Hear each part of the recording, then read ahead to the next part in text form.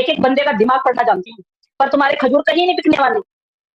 तुम्हारे खजूर सिर्फ सीमित जगह पे रहते हैं कि वहाँ से तो गुलाम हैदर भाई निकल पड़े हैं, वीज़ा मिल गया क्या? और उनकी प्रोसेसिंग जो है वो कंप्लीट हो चुकी है। वीज़ा मिलते ही कि गुलाम हैदर को सरिता कैफ से माफ़ी नहीं माँगनी चाहिए थी। चैनल को देखती हैं मोहतरमा, तो ध्यान से सुन लीजिएगा। अब मैंने ये बोला कि शाम को फिर बैठ जाएँगे खजूर बेचने। खजूर ले, खजूर ले, खजूर ले, ये बेचने बैठ जाएँगे। और हैदर भाई को बीच में घसीटने की बिल्कुल भी ज़रूरत नहीं है, क्योंकि तुम्हारे तुच्छ-मुच्छ सवालों से मुझे फ़र्क नहीं पड़ता है। गुलाम हैदर भाई के वीज़े के हवाले से देखिए भाई, मैं आपको पहले भी बता चुकी हूँ और आप भी बहुत बार ये बोल चुके हैं कि जब वीज़ा लग जाएगा, तो सबको पता चल जाएगा। देखिए वीज़ा लगने के बाद उनकी टिकट करवानी पड़ेगी और टिकट करवा के सीधा वो यहाँ आ जाएँगे, सबको पता चल जाएगा। जिस तरह के थंबनेल आ रहे हैं, जिस तरह से मेरे पास भी बहुत सारी कॉल आ रही है, मैसेजेस आ रहे हैं कि वहाँ से तो गुलाम हैदर भाई निकल पड़े हैं, वीज़ा मिल गया क्या? क्योंकि लोगों के थंबनेल में देख रहे हैं। अरे ऐसा कुछ नहीं है, आप लोगों को पता चल जाएगा। परसों जिस दिन मैंने आपको बोला कि अभी भी मोमिन मलिक साहब यूपी में हैं, उस दिन लास्ट कागज़ जो था वो फाइनल करना था और उनकी प्रोसेसिंग जो है वो कंप्लीट हो चुकी है, वीज़ा मिलते ही।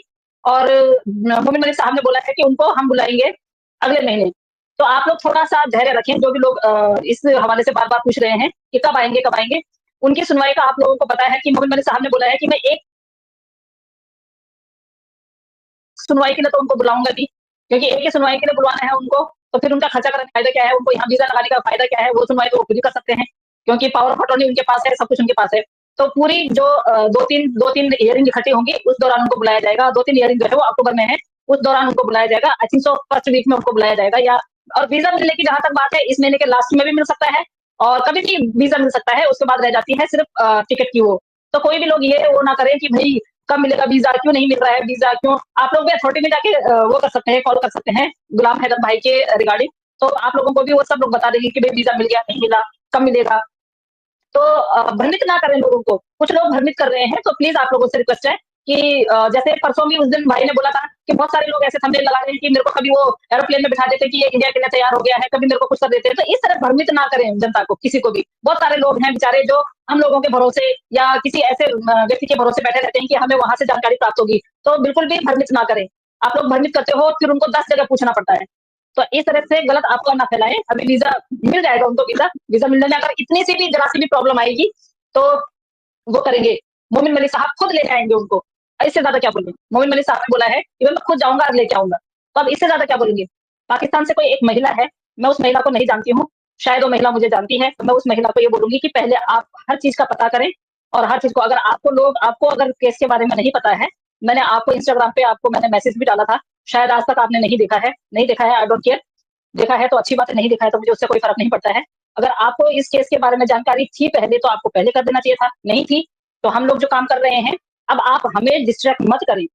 आप अगर इस तरह से बोलती हैं कि गुलाम हैदर को सरिता कैफ से माफ़ी नहीं माँगनी चाहिए थी, तो मैं उसके खिलाफ थी। मैं गुलाम हैदर भाई को अपने सामने कभी भी इस तरह नहीं देखना चाहती थी, क्योंकि मेरे को गुलाम हैदर भाई ने मेरे को अगर गुलाम हैदर भाई अगर जिस टेंशन से गुज़र रहे हैं, उस टेंशन में अगर वो आके मेरे को बोल भी देते हैं कुछ, तो मैं कभी उनको पलट के जवाब नहीं दूँगी। क्यों नहीं दूँगी? क्योंकि हमें पता है जब वो मोमिन सर को बोल सकते हैं, मोमिन सर उनको बोल सकते हैं कि भई कोई बात नहीं है, वो अभी टेंशन में है, उनके दिमाग से काम लेना देखो, ये अगर कोई सिखाता है, तो बस इतना ही बोलूँगी कि हैदर भाई आप प्लीज़ किसी की बातों में ना आएँ और उस महिला को ये बोलूँगी कि अगर केस मैंने मेरे से अगर माफ़ी माँगी है, तो शायद आपको ये पता नहीं है मोहतरमा जी कि मेरे को ये पता भी नहीं था कि उसमें लाइव में जो है हैदर भाई को लेके आ रहे हैं और हैदर भाई को जिस तरह से लेके आए हैं, शायद आपको भी नहीं पता। आपको तो खैर क्यों नहीं पता, आपको तो बहुत अच्छी तरह पता है, क्योंकि आप इस बहुत अच्छी तरह मुलविस है इस केस में। अब तो आपको मैं बताना चाहूँगी कि मैं कभी भी इस फ़ेवर में नहीं थी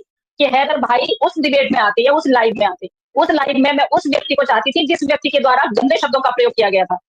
अगर आप इस चैनल को देखती हैं मोहतरमा, तो ध्यान से सुन लीजिएगा, ठीक है ना?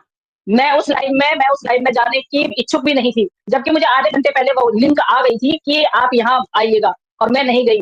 मैंने सिर्फ़ और सिर्फ़ मोमिन मलिक साहब की इज़्ज़त के लिए मैं वहाँ गई क्योंकि वो मेरे बड़े भाई हैं, उन्होंने मुझे लाइव में से कॉल किया, मैं तब गई और मुझे बिल्कुल भी ये नहीं था कि वहाँ वो नहीं है, जिस व्यक्ति को लाना चाहिए था। तो ये सारी जो ये मिली-जुली भगत है ना, इसको पता क्या है, जहाँ से इन लोगों की सोच खत्म होती है, वहाँ से मेरी सोच शुरू होती है।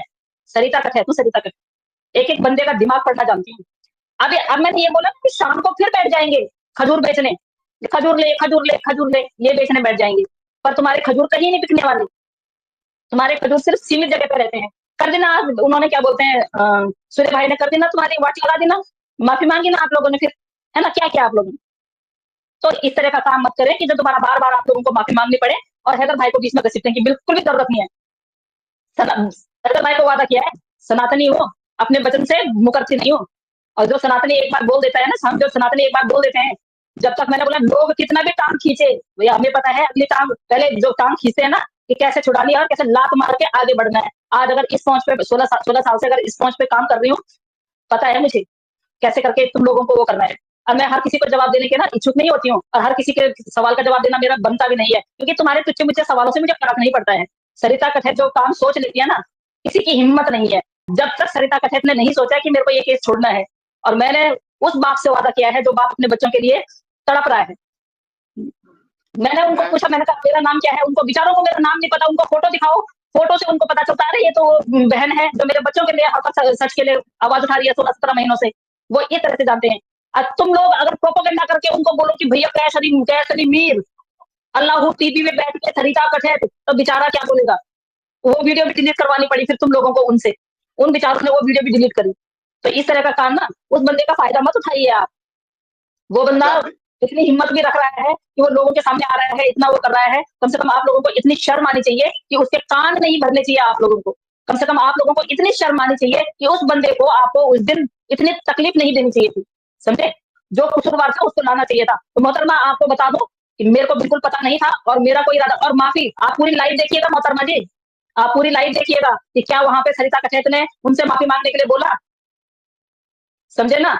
कभी भी अपने मन से बात ना बोले, और ये मत सोचे सोशल मीडिया की ताकत क्या होती है, शायद आपको पता नहीं है। सोशल मीडिया की आज ये ताकत है कि अब बच्चे बहुत जल्दी जो है वो अपने मुल्क आ जाएंगे, समझे। और सोशल मीडिया पे हर चीज बताने की नहीं होती है, हर चीज सोशल मीडिया पे बताने की नहीं होती है। आप आके ना कुछ भी बोल देते हो, आप लोगों को, आप तो किसी के भी खिलाफ कुछ भी बोल देते हो, है ना, और आपके पास सबूत कुछ नहीं होता है। सबूत के साथ में आइएगा, दूसरी बार आइएगा तो प्लीज। आज मैं आराम से बोल रही हूँ, अगले दिन मैं चाहूंगी कि मैं आपसे 1 to 1 करूं, अगर आप चाहें तो मोहतरमा। आउट ऑफ कंट्रोल का मतलब आप समझते हैं कि आज उन शब्दों का प्रयोग मेरे भाई सूर्य भाई ने किया जो मैंने उनको पिछले 17 महीने में नहीं सुना था। उनको पिछले 2 महीने से उनके उस पर्सनल उस पे ना टॉर्चर किया जा रहा था, और वो चुप थे, वो सुन रहे थे, वो सुन रहे थे। सिर्फ क्यों चुप लगा रहे थे, सेम सेम दैट मेरी तरह, कि नहीं बच्चों के जाने में कोई फर्क ना पड़े, बच्चों के जाने में कोई इशू क्रिएट ना हो। बट जब हद से ज्यादा कहते हैं ना कि भाई बंदा तैरता तभी है जब तब तक ये है जब तक नाक से ऊपर पानी ना जाए। अब नाक से ऊपर पानी चला जाएगा तो बंदा कैसे सांस लेगा। तो उनके साथ भी ऐसा ही हुआ है। मेरे को ट्रोल किया लोगों ने, बिंदास कहा कोई बात नहीं है, करने दो, ट्रोल करके क्या हो जाता है, गालियां ही तो दे रहे हैं ना। उनके घर में भी माँ बहनें हैं, बाप भाई हैं, जो मेरे घर में है वही हमारे घर में